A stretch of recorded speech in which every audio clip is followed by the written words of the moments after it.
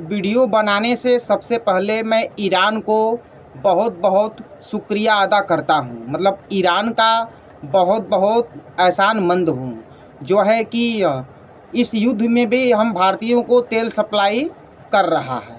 तो ईरान का बहुत बहुत शुक्रिया हम भारतीयों को तेल देने के लिए। अब आते हैं मुद्दे पर। ईरान पर परमाणु बम गिरना 100% तय हो गया है। ऐसा क्यों? सबसे पहले तो मैं ईरान को कह देना चाहता हूँ कि मैं अमेरिका के पक्ष से नहीं हूँ, ना तो इजराइल के पक्ष से हूँ, और मैं हूँ तो सिर्फ रूस के पक्ष से हूँ। रूस के लिए अपनी जान दे दूँगा और उसके लिए किसी का भी जान ले लूँगा।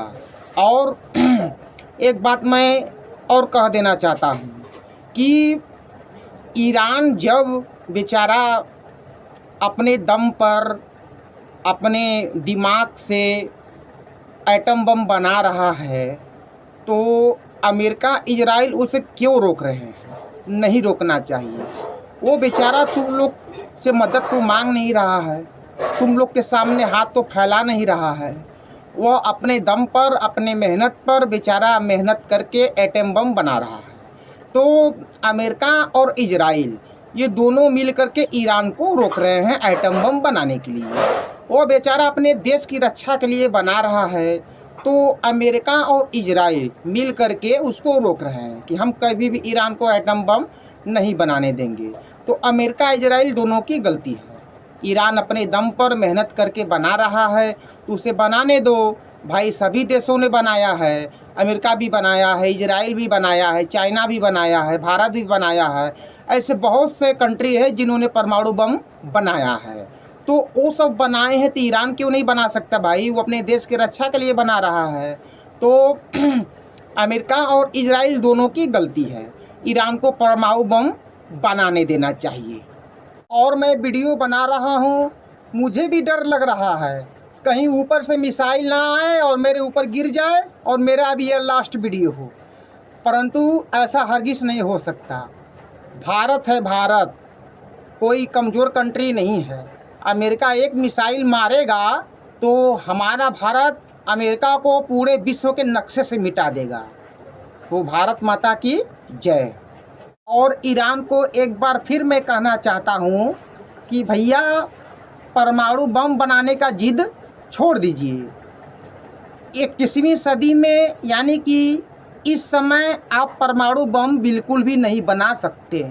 कमज़ोर देश कोई होता आपको रोकता बनाने के लिए तो आप बना सकते थे, परंतु यह अमेरिका और इजराइल है। अमेरिका हम भारतीयों को भी एटम बम नहीं बनाने देता था। तो उस समय की बात कुछ और थी, उस समय उतना टेक्नोलॉजी नहीं था, परंतु इस ज़माने में इतना टेक्नोलॉजी है कि पूछिए मत। वो भी अमेरिका और इजराइल, इन दोनों के पास इतनी टेक्नोलॉजी है कि पूछिए मत। खतरनाक खतरनाक हथियार हैं, अभी तो वो लोग लाए ही नहीं। तो ईरान को मैं एक बार फिर कहता हूँ कि भैया आप इस समय एटम बम नहीं बना सकते, बिल्कुल भी नहीं बना सकते, और इजराइल अमेरिका आपको बनाने भी नहीं देंगे। आपके एटम बम पर नज़र रखे हैं, और ट्रंप कह भी चुके हैं कि ईरान के एटमी प्रोग्राम पर हमारी नज़र है, उसके आसपास भी जाएगा कोई तो उसको उड़ा दिया जाएगा। तो ईरान को मैं यही कहता हूँ कि भैया परमाणु बम बनाने का जिद छोड़ दीजिए। इसमें क्या है कि निर्दोष नागरिक मारे जाएंगे, और जो है कि मुझे कतई बर्दाश्त नहीं है। तो परमाणु बम बनाने का जिद छोड़िए। अमेरिका है और ईरान है। देखिए अब जो है कि ट्रंप चाइना भी गए थे, वहाँ का जो है कि शहनाई, वहाँ का राष्ट्रगान चाय चू चिंग चोंग धुन सुनकर आए हैं, परंतु चाइना से कुछ फ़ायदा होगा नहीं उनको, क्योंकि चाइना दुमुंहवा साफ है। वो कहेगा कि ठीक है मैं इस मुंह से बोलूँगा, लेकिन बोलेगा दूसर के मुंह से। और उसी तरह उसका हथियार भी है, चला तो चांद तक, नहीं तो शमशान घाट तक। तो चीन का कोई मायने नहीं रखता। तो मैं फिर एक बार फिर ईरान को लास्ट जो है कि बार रिक्वेस्ट करता हूँ कि परमाणु बम बनाने का जिद आप छोड़िए। सारा यूरेनियम थोरियम अमेरिका को सौंप दीजिए और आप मान जाइए और अपने देश के नागरिकों की रक्षा करिए। हम ऐसा इसलिए कह रहे हैं क्योंकि इस समय टेक्नोलॉजी इतना आगे भाग चुकी है, इस समय आप बिल्कुल भी परमाणु बम नहीं बना सकते, वो भी अमेरिका इजराइल के आगे।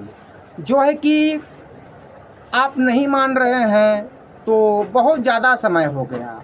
तो अब अमेरिका इजराइल वह कदम उठाएंगे आपके लिए जो कदम नहीं उठाना चाहते थे। वह कदम है परमाणु बम। एक भी मार देंगे तो पूरा ईरान जो है कि नक्शे से गायब हो जाएगा।